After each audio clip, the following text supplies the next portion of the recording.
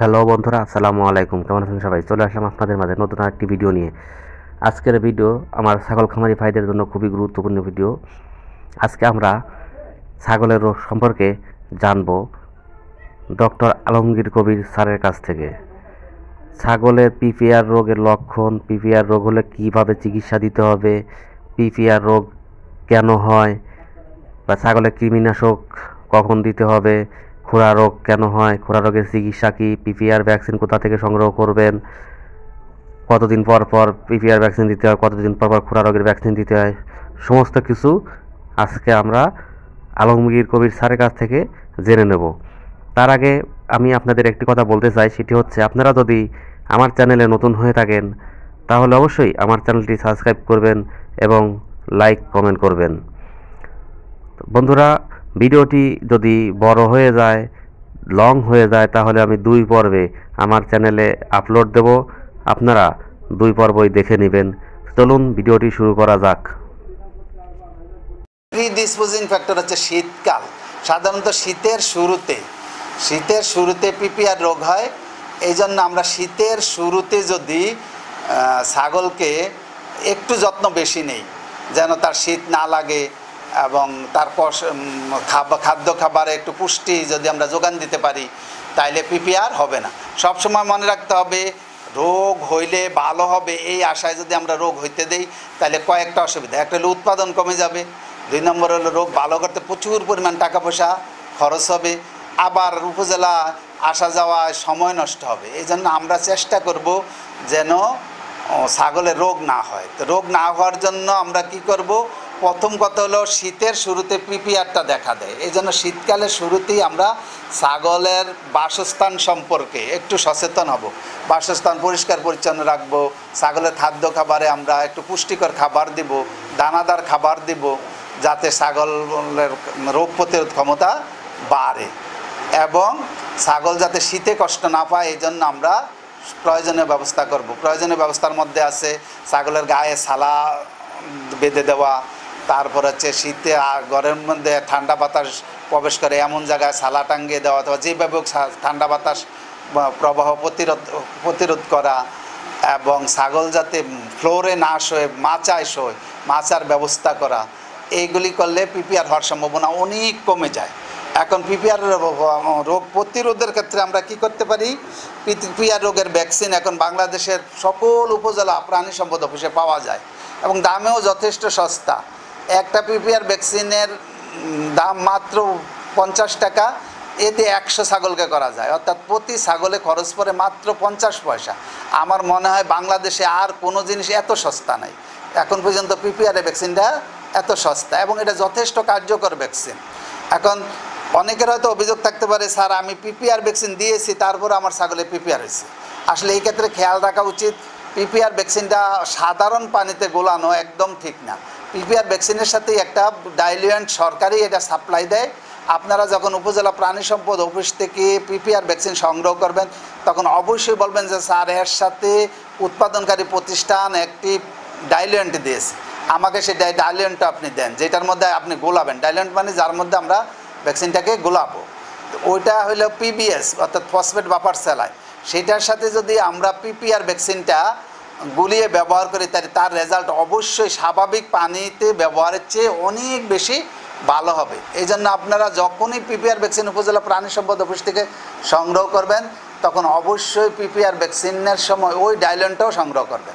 অনেক সময় ডাইলুয়েন্টটা জেলার থেকে নিয়ে আসে না আমাদের লোকেরা, এই জন্য আপনারা বাধ্য করবেন যে না, আমরা ডাইলুয়েন্ট ছাড়া পিপিআর ভ্যাকসিনটা নিব না। এই জন্য আপনারা যেহেতু সস্তা এবং সহজলভ্য এবং নিরাপদ ভ্যাকসিন, দিতেও সহজ, চামড়ার নিচে দিতে হয়, 100 সিসিতে গুলিয়ে 1 সিসি করে আপনারা গাড়ের কাছে চামড়াটা টান দিয়ে, এটার জন্য টেকনিশিয়ানের কোনো দরকার নেই। একজনে ছাগলটাকে কন্ট্রোল করবেন, আরেকজনে 1 সিসি করে চামড়ার নিচে দিয়ে দেবেন। তাইলে কি হবে, বছরে যদি 2 বার দেন আপনার 6 মাস পর পর, তাহলে আপনাদের ছাগলে পিপিআর হওয়ার কোনো সম্ভাবনা নেই। এর পরেও যদি কোনো কারণে পিপিআর হয়ে যায়, তাইলে আমরা এর প্রতিকার কি সেটা নিয়ে আলোচনা করব। এখন প্রথম কথা হলো আমরা প্রতিরোধ করব।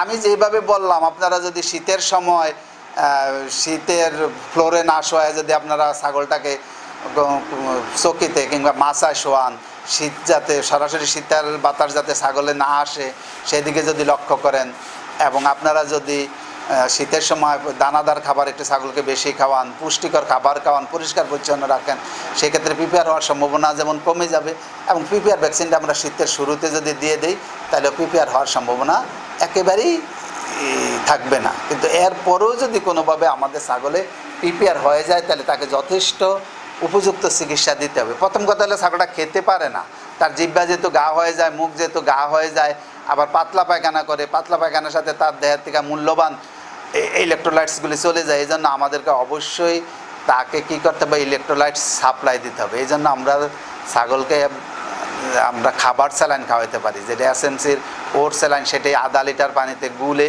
আমরা ছাগলকে যতবার পাতলা পায়খানা করবে অতবার ওই পরিমাণ, যে পরিমাণ পাতলা পায়খানা করলো ওই পরিমাণ খাবার স্যালাইন তাকে খাইয়ে দিব। ডাবের পানি খাওয়াইতে পারি, চিরার পানি খাওয়াইতে পারি, তাহলে সে কিছু শক্তি পাবে।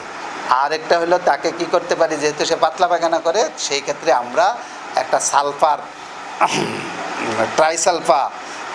সালফারযুক্ত ওষুধ ইউজ করতে পারি, সেটা বাজারে পাওয়া যায়। সালফাডিন এস নামে এক মির আছে, এবং অন্যান্য কোম্পানিরও বিভিন্ন নামে এই ওষুধটা পাওয়া যায়, যেখানে 3টা সালফার আছে এবং একটা স্ট্রেপ্টোমাইসিন আছে। এটা যদি আমরা প্রতি 35 কেজি জনের জন্য যদি প্রথম দিন আমরা একটা ট্যাবলেট, তারপরের দিন অর্ধেক ট্যাবলেট ব্যবহার করব, তারপরের দিন অর্ধেক ব্যবহার করব, তাইলে আমরা পাতলা পায়খানাটা বন্ধ হওয়ার সম্ভাবনাটা অনেক বেশি থাকে।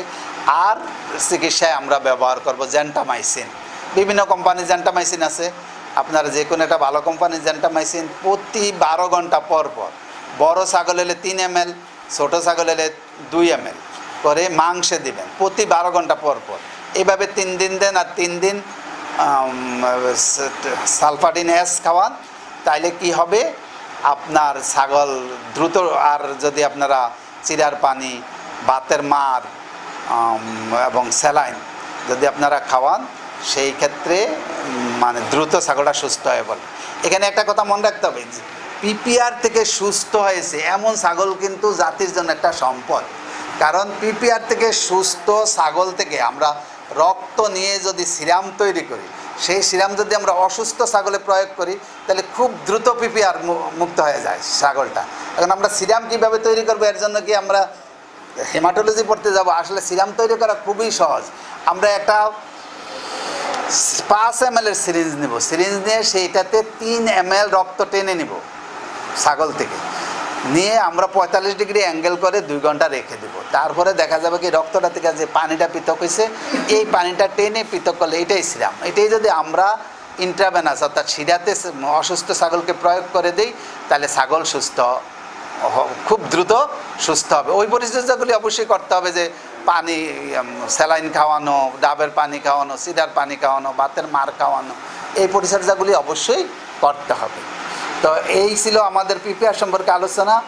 আমার মনে হয় আপনারা যদি আমাদের কথাগুলো মানে যথাযথভাবে মানেন, তাইলে পিপিআর রোগটা আপনারা অবশ্যই করতে পারবেন। আমি চাষি ভাইদের অনুরোধ করব, কালো ছাগলের ব্যাপারে, পালনের ব্যাপারে একটু যত্নবান হন, কারণ এটা অত্যন্ত লাভজনক আমাদের বাংলার কালো ছাগল। শুধু পিপিআর রোগটা দমন করতে পারলেই আপনার এই ছাগলে লাভ না হওয়ার কোনো কারণ নেই।